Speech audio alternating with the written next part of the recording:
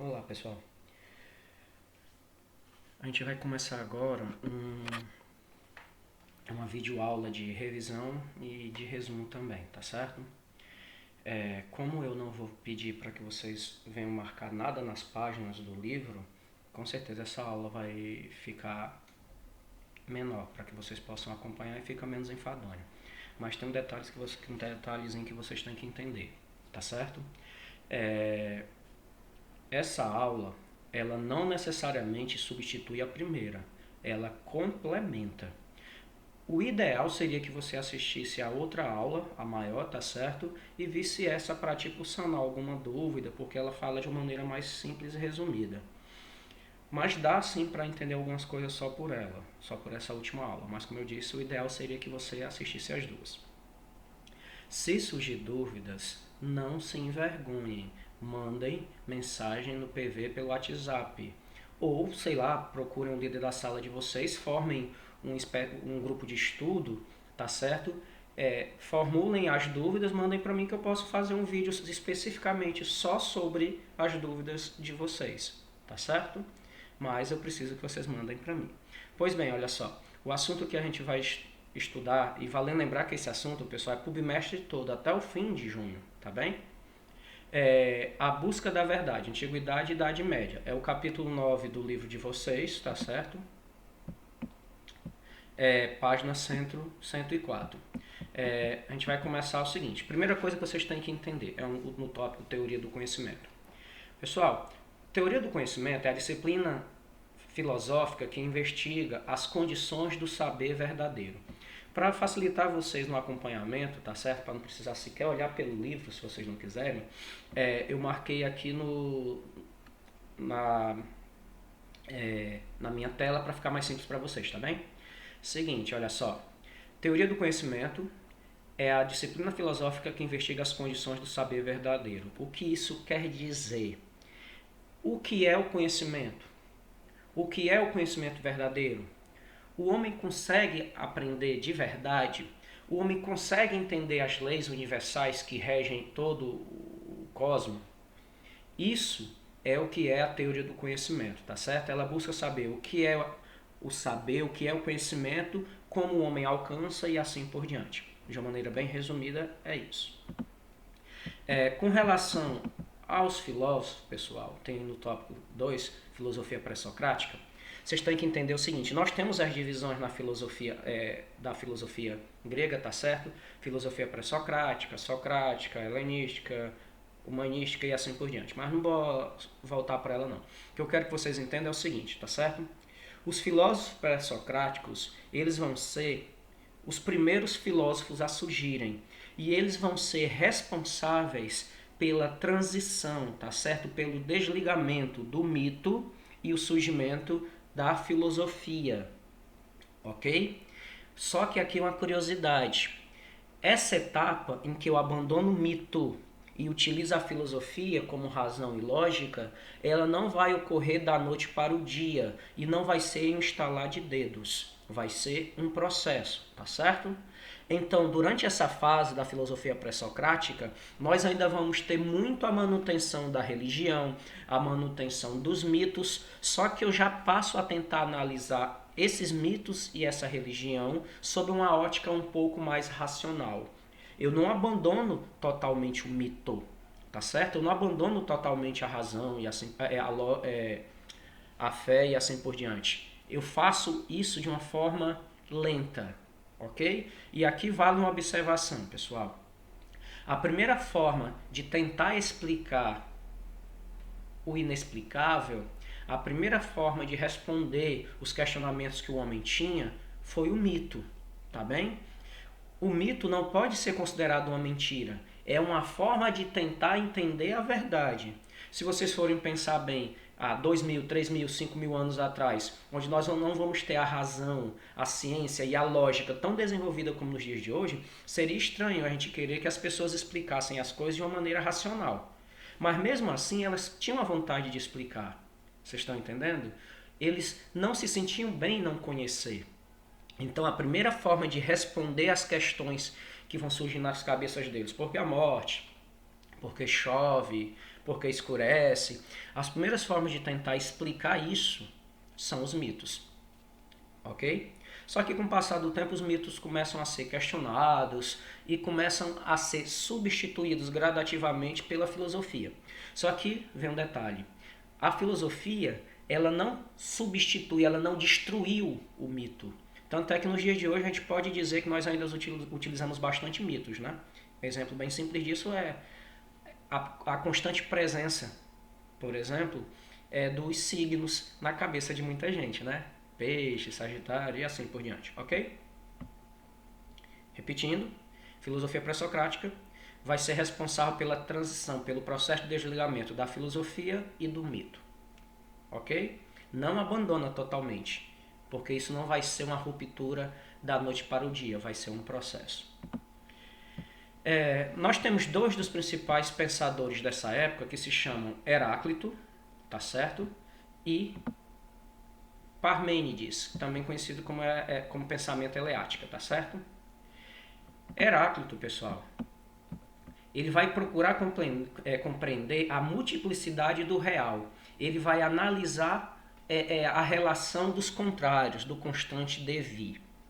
De uma maneira bem simples, para Heráclito, tudo está em constante mudança, ok? Tudo está em constante transformação.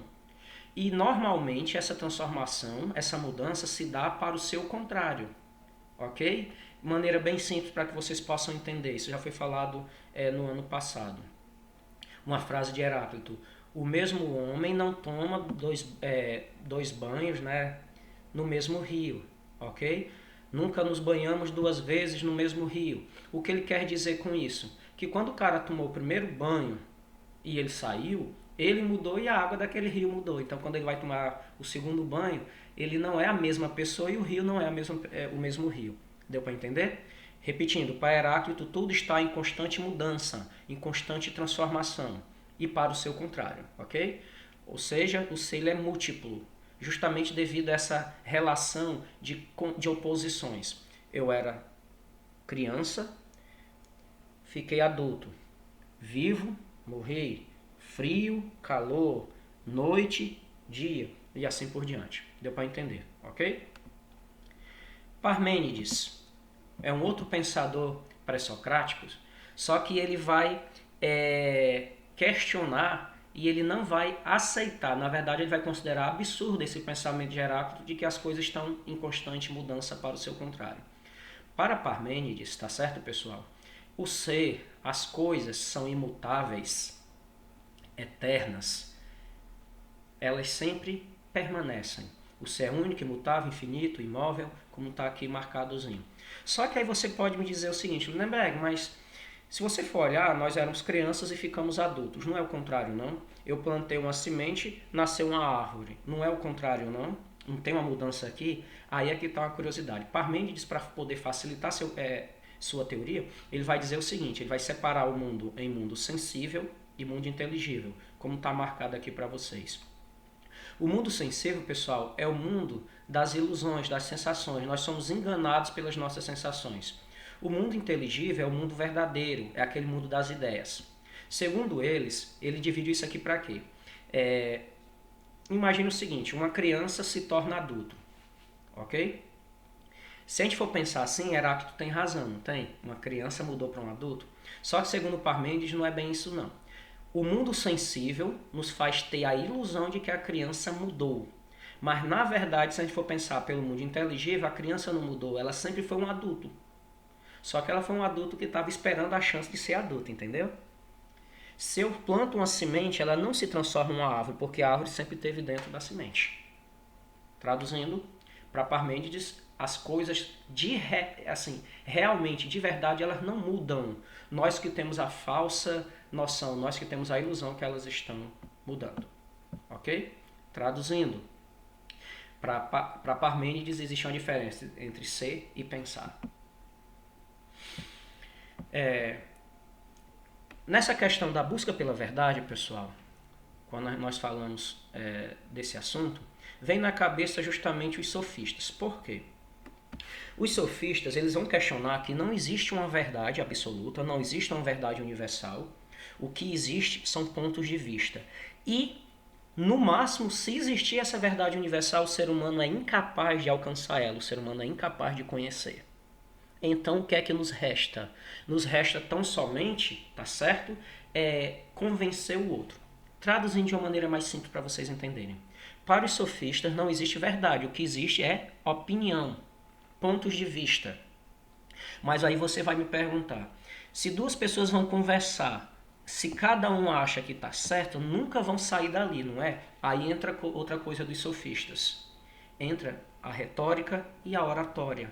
A oratória, pessoal, é essa arte de falar, tá certo? E a retórica é a arte da persuasão. Ou seja, não existe verdade absoluta, o que existe é ponto de vista, mas eu posso convencer outra pessoa sobre o meu ponto de vista. E esse era um dos fatores que fazia, inclusive, com que os sofistas fossem mal vistos por muitos filósofos. Imagina, por exemplo, Sócrates, Platão, Aristóteles, que buscam a ideia de verdade absoluta. Para eles, esse pensamento dos sofistas é algo surreal, algo errado. Uma outra coisa também que os sofistas acabavam sendo tratados era como mercenários, como prostitutas. Por quê? Porque eles cobravam pelas suas aulas. Agora vocês têm que entender o seguinte, tem aqui uma coisa interessante que vocês têm que saber. É a partir do momento que eles cobram para dar suas aulas, ok? O historiador da filosofia, Werner Jaeger, ele vai dizer uma coisa bem curiosa, tem aqui no livro de vocês, que os sofistas eles vão ser muito importantes para a criação da educação, porque eles vão ser os primeiros a pensar em um currículo, elaborar um currículo. Por que isso aqui é útil, pessoal? Imagina sem existir currículo, então cada professor vai ensinar da sua forma. Existindo o currículo, os professores têm que ensinar todos do mesmo jeito, independente do lugar onde eles estejam. Isso vai ser uma importância muito grande dos sofistas para a educação. Os sofistas também vão ser muito importantes, pessoal, para a democracia. Por quê? Usar esse pensamento. Se os sofistas ensinam você a pensar, aliás, a discutir, a convencer, a persuadir outra pessoa, por que isso aqui é interessante para a democracia? Se você for pensar, pessoal, antigamente, antes da democracia, nós tínhamos reis, rainhas e assim por diante. Um rei ele não precisa convencer ninguém a fazer o que ele quer. A pessoa simplesmente tem que fazer o que ele quer e acabou. Ok? Outro. A partir da democracia, todo mundo é igual. Pelo menos aquele grupo que faz parte ali, né, são iguais. Então eu não posso impor o que eu quero a outra pessoa. Então, para ela fazer o que eu quero, eu tenho que apelar para o quê? Para o diálogo, para o convencimento, para a persuasão. Por isso que os sofistas vão ser muito, muito úteis nessa questão da democracia. Tá certo? Repetindo, para os sofistas não existe verdade absoluta. O que existe são pontos de vista. Ok? E, no máximo, se existir uma verdade absoluta, o ser humano é incapaz de compreendê-la, de alcançá-la. Nós vamos ver, pessoal, tem um conjunto de filósofos sofistas que são muito importantes. Entretanto, nós vamos nos concentrar em dois, Protágoras e Gorgias, tá certo? Protágoras, pessoal, nós podemos resumir todo o pensamento dele nessa frase dele que diz o quê? O homem é a medida de todas as coisas. Descontextualizado, pessoal, isso aqui pode parecer meio estranho, mas o que é que ele quer dizer com isso? Que a razão, que o conhecimento, que a verdade absoluta, ela não é divina, ok? Ela resulta da liberdade, do exercício da razão humana. Se não existe uma verdade absoluta e essa verdade é fruto da razão humana, então essa verdade é relativa e se baseia em quê? No diálogo. Vai ter mais verdade quem convencer o outro. Tá bem? Seguinte. Outro. Gorgias. Tá meio borradozinho aqui, mas é Gorgias, tá certo? Pessoal, Gorgias, a nível de conhecimento, ele poderia ser considerado um cético. Os céticos diziam o seguinte, pessoal, que não dá para você saber a verdade. Se não dá para você saber a verdade, você não pode julgar. E você não julgando, você vai alcançar a felicidade plena. A fásia, pessoal, como está aqui no livro de vocês, é justamente isso. Você não emitir juízo de valor sobre nada. Quando você não emite juízo de valor sobre nada, você chega na chamada ataraxia, que é justamente o que? Você se sentir bem. Tá certo? Esse é um pensamento dos céticos. E isso vai acabar influenciando bastante, a gente consegue perceber isso muito bem no pensamento de Gorgias, quando ele vai dizer o seguinte, pessoal. O pensamento de Gorgias se divide em 3 teses. Primeira tese, o ser não existe. Segunda tese, se por um acaso o ser existir, a gente não pode conhecer ele. Terceira tese, se por acaso a gente pudesse conhecer esse ser, nós não podemos comunicar aos outros. Traduzindo, vocês recordam que eu disse para vocês que por os sofistas não existe verdade absoluta? Essa verdade absoluta, pessoal, pode receber o nome na filosofia de Logos. Razão, primeira, verdade absoluta, lei universal e assim por diante. Recordam que eu disse para vocês que os filósofos diziam que não existe verdade absoluta, os sofistas diziam que não existe verdade absoluta, o que existe são pontos de vista, mas que se existir uma verdade absoluta, o ser humano não consegue compreender ela. Pois bem, Gorgias é um desses exemplos. Ele diz o seguinte, primeiro, o ser não existe, o logos não existe, a verdade absoluta não existe e assim por diante, certo? Mas se por um acaso ele existir, o ser humano não vai conseguir conhecer. Mas se por um acaso der a sorte de conhecer, ele não vai conseguir passar para os outros. Quer dizer o seguinte, ele vai dizer que existe uma diferença entre o ser, o pensar e o dizer. Tá bem? Existe aqui nesse aspecto, pessoal, uma diferença, tá certo? Bem interessante entre Gorgias e Protágoras, tá certo? Que é basicamente o quê?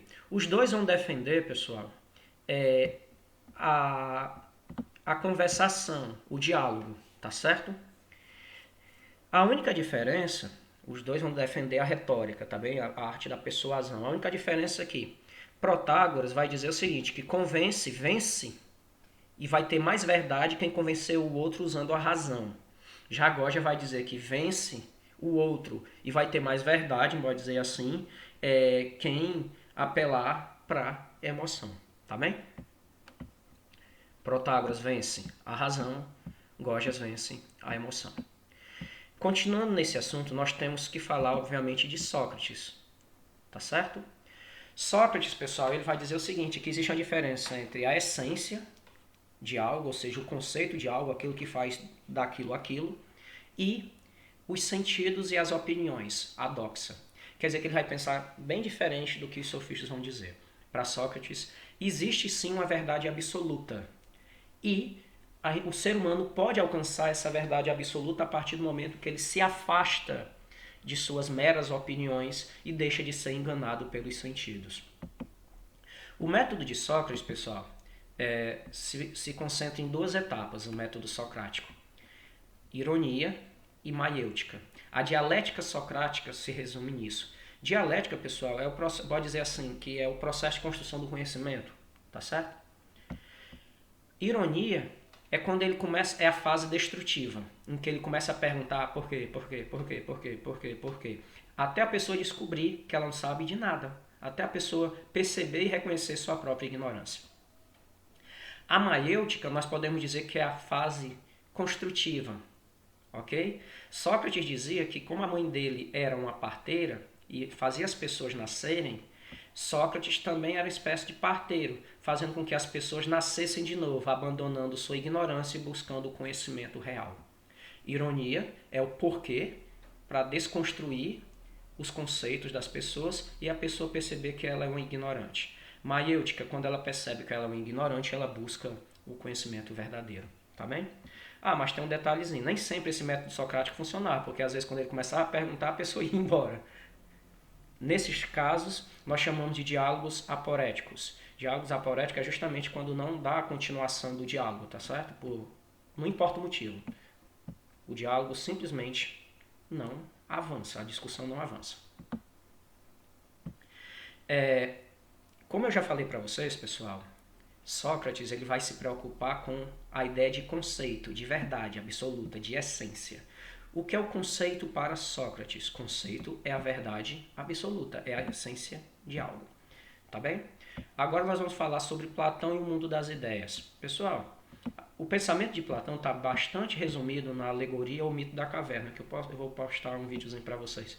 só sobre isso. Mas é interessante vocês entenderem o seguinte, que a dialética platônica, resumida no mito da caverna, vai dizer o seguinte, que existe dois mundos, o mundo inteligível e o mundo, pode dizer assim, sensível, o mundo dos fenômenos. O mundo inteligível, pessoal, é o mundo das ideias, é o mundo real, verdadeiro. Enquanto o mundo inteligível, o mundo dos fenômenos, o mundo das ilusões, é, como a própria palavra fala, uma ilusão, uma mentira. Segundo Platão, tá certo? Vocês têm que colocar na cabeça de vocês que a dialética platônica ela é ascendente, ou seja, você tem que sair de um nível, abandonar um nível e entrar em outro. Traduzindo, você tem que sair do mundo das sombras, desse mundo sensível dos fenômenos que te engana, abandonar ele de vez e entrar no mundo inteligível, o mundo das ideias, o mundo verdadeiro. Ou seja, uma dialética ascendente.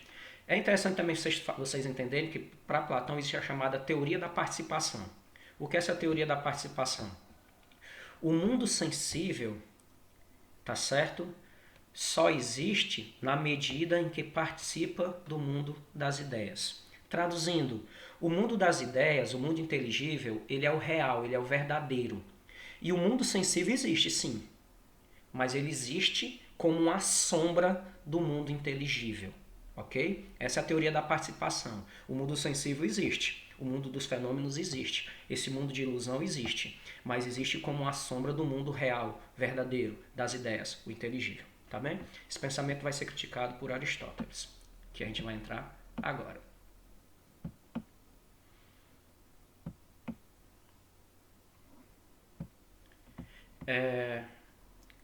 Seguinte, pessoal. Teoria da reminiscência. Continuando ainda com Platão, tá bom? O que é a teoria da reminiscência? Eu posso resumir a teoria da reminiscência numa frase. Conhecer é lembrar. Segundo Platão, quando eu estudo, eu não estou aprendendo, eu estou me lembrando daquilo que eu já sei. Ficou confuso, né? É mais ou menos assim. Segundo Platão, tá certo? A nossa alma ela é aprisionada pelo nosso corpo. Por isso que ele chama do corpo o túmulo da alma. E quando a nossa alma entra no nosso corpo, se esquece de tudo que ela sabia. Então, quando a gente vai estudando, a gente vai forçando a nossa alma a se lembrar daquilo que ela sabia. Por isso que é chamada de teoria da reminiscência. A reminiscência é relembrar algo, tá bem? Platão, pessoal, ele vai acabar superando aquela briga que existia entre Heráclito e Parmênides. Se lembra Heráclito? Tudo muda. Parmênides, nada muda. Isso é uma ilusão. Então, Platão ele vai superar essa oposição justamente com a teoria do mundo das ideias. Ao criar essa noção de mundo sensível e mundo inteligível, ele vai juntar o pensamento desses dois filósofos em um só pensamento. Ok? O mundo sensível existe como uma sombra do mundo inteligível. Agora a filosofia aristotélica. Pessoal, a dialética aristotélica. Primeira coisa que vocês têm que entender sobre a dialética aristotélica é o seguinte: ele critica Platão. Segundo ele, eu não preciso abandonar o mundo sensível para poder entrar no mundo inteligível. Pelo contrário.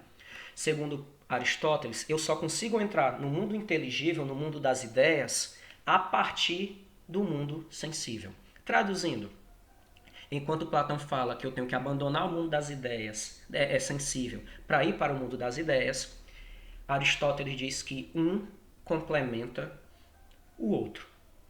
Tá bem? Ou seja, nada chega, não existe nada na nossa inteligência que não tenha partido antes dos nossos sentidos. Ok? Continuando, pessoal, na dialética de Aristóteles, nós temos que entender algumas definições, tá certo? Mas bora lá. De início, vocês têm que entender que para Aristóteles, a ciência, tá certo? É o conhecimento verdadeiro, ok? E você chega a esse conhecimento através das causas, quando você compreende as causas. Através disso você abandona a opinião, os enganos da natureza e assim por diante, tá certo? Das ilusões e assim por diante. E você consegue compreender a ideia de mudança e movimento, que nós vamos ver que está bastante presente na teoria de Aristóteles. Como eu disse que a gente vai ter que entender alguns conceitozinhos, nós vamos começar por substância, essência e acidente. Existe substância, pessoal. Substância é a essência da matéria, ok? É o que faz de algo, algo. Por exemplo, é o que faz da madeira, madeira, da pedra, pedra, de Maria, Maria, de João, João, ok? Substância, tá certo? É o que faz de você, você, tá bem? É aquilo que é em si mesmo. Isso é substância. A substância ela pode ser dividida em dois tipos: substância essencial e substância acidental. Substância essencial, pessoal, é aquele atributo que, se você mudar, ok? O objeto vai deixar de ser o que é. Tá bem? Imagine, por exemplo, eu tenho uma cadeira de madeira, eu faço agora uma cadeira de ferro. Continua sendo uma cadeira de madeira? Substituiu a madeira pelo ferro. Continua sendo uma cadeira de madeira? Não, agora é uma cadeira de ferro. Essência é o atributo da substância que, se eu mudar, muda tudo. Tá bem? Substância é a essência da matéria, é o que faz daquilo aquilo. A substância essencial é aquele atributo que, se eu mudar, eu mudo o objeto. Tá bem? E o que é a substância acidental? É aquele atributo que tanto faz, tanto fez. Eu vou dar um exemplo para vocês. Joaquim. Ok? Qual é a substância essencial de Joaquim? Ele é um ser racional. Qual é a substância acidental de Joaquim? Ele é gordo. Vocês estão entendendo? Substância essencial que faz de você você. Substância acidental é algo que tanto faz. Agrega ou tira, não, tanto faz. Ok? Por exemplo, Joaquim, ele é gordinho. Se ele emagrecer, ele deixou de ser Joaquim? Entenderam? Substância essencial é aquilo que, se eu mudar, muda o objeto. Substância acidental, não, tá certo? Não influi na sua essência. Nós temos também a ideia para Aristóteles de matéria e forma. Pessoal, matéria é o princípio indeterminado de que o mundo físico é composto. Tá certo? Matéria é tudo que compõe algo. Tá bem? Bem simples isso. Qual é a matéria, a tua matéria? É aquilo que te compõe. Todos aqueles materiais, aqueles elementos químicos e minerais que te compõem. Tá bem? E o que é a forma de algo? Tá certo? É aquilo que faz com que ele seja o que ele seja. Por exemplo, quando você pensa em um carro, qual é a forma que vem na sua cabeça de um carro? Quando você pensa na forma de uma casa, o que é que vem na sua cabeça? Entendeu? Matéria, tá certo? É o elemento constituinte, é o princípio indeterminado que constitui algo. E o que é a forma? É a forma que ele tem. Pronto, acabou, só isso. Precisamos também entender a ideia de potência e ato. Ato, pessoal, é como você é aqui e agora, tá certo? É a tua essência aqui e agora, é a tua forma aqui e agora. É como você está agora. Potência é como você pode vir a ser. Imagine, por exemplo, um jovem que está começando a treinar artes marciais. Ele é faixa branca, tá certo? Pronto. Ato, ele é agora. Potência, ele pode se tornar um mestre. Entenderam? Bem simples. Ato é como você é aqui e agora. Potência é como uma coisa pode se tornar daqui a um tempo. É algo que pode vir a ser. É como se fosse potência, é a atualização do ato. Tá bem? Deu para entender isso, né?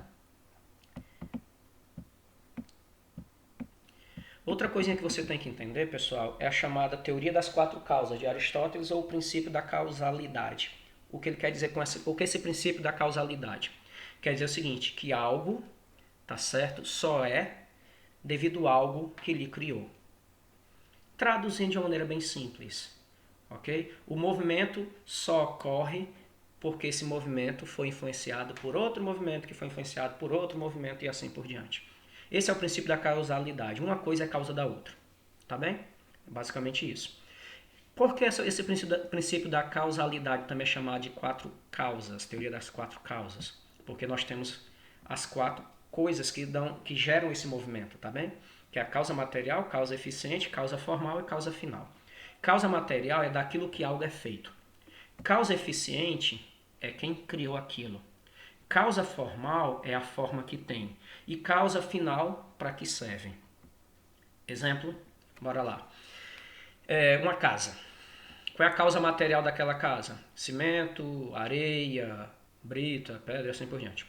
Qual é a causa eficiente? O pedreiro, foi ele que fez. Qual é a causa formal? Qual é a forma que ela tem de uma casa, né?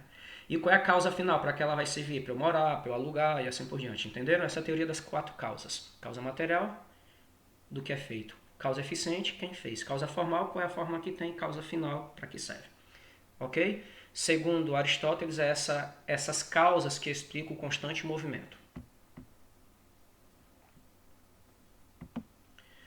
Nós temos também uma outra teoria de Aristóteles chamado de primeiro motor imóvel.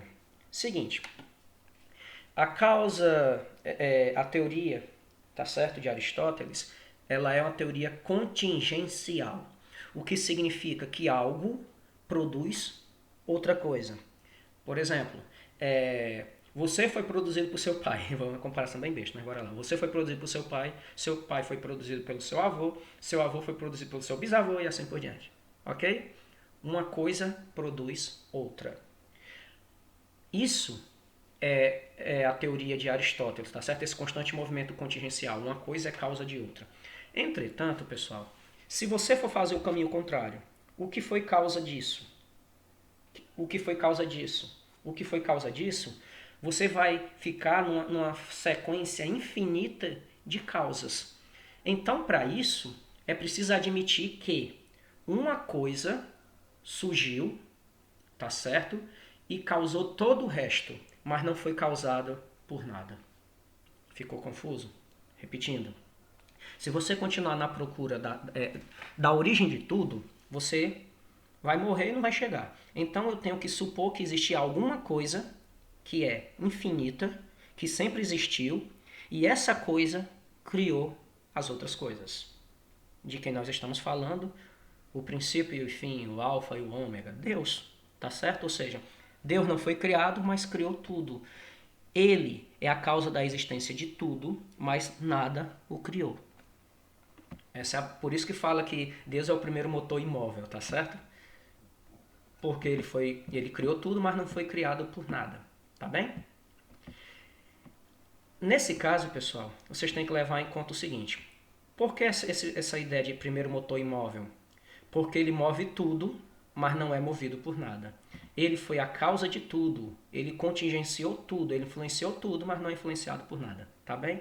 Vocês têm que levar em conta também que para Aristóteles, a gente não está falando desse Deus, dessa noção de Deus que nós temos não, tá? Religião não. O pensamento dele não é religioso. A gente está falando de Deus como um ser criador, como energia pura, pensamento puro e assim por diante. Não confundam com o nosso Deus e assim por diante, não. Um outro detalhe que vocês têm que saber é o seguinte. Para Aristóteles, Deus ele é puro ato e nenhuma potência. Relembra que eu falei que a potência é a atualização do ato? Ato é como você é agora e potência é como você vai vir a ser. Se Deus ele sempre existiu e ele é perfeito, então ele não vai se atualizar, ele não vai melhorar, tá entendendo? Ele vai ser sempre daquele jeito, ou seja, ele é puro ato e nenhuma potência, tá bem? Aristóteles, pessoal, ele vai criticar muitos seus antecessores. Vai criticar Heráclito, vai criticar Parmênides e vai criticar Platão. Qual é a crítica que ele faz a Heráclito? Ele diz o seguinte, que por mais que as coisas estejam em constante movimento, tá certo? Algumas coisas não mudam. Por exemplo, Deus. Deus sempre vai ser daquele jeito. Então nem tudo está em constante movimento. Então ele critica Heráclito. Ele critica Parmênides também, porque Parmênides diz que nada muda. E ele vai dizer o seguinte, isso é impossível. Tá entendendo?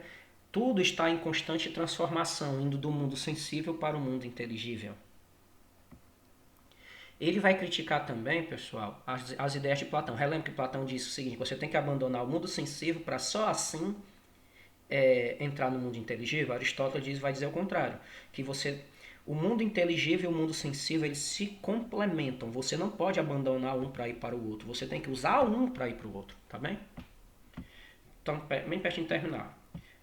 A gente entra agora na Idade Média, pessoal, e você vai ter o seguinte conceito, tá bem? Quando fala de filosofia na Idade Média, nós temos duas correntes, tá certo? Nós temos a filosofia patrística e a filosofia escolástica. A filosofia patrística ela vai existir na transição do Império Romano para a Idade Média, enquanto a filosofia escolástica vai existir por quase toda a Idade Média, tá certo? Século XI a século XV.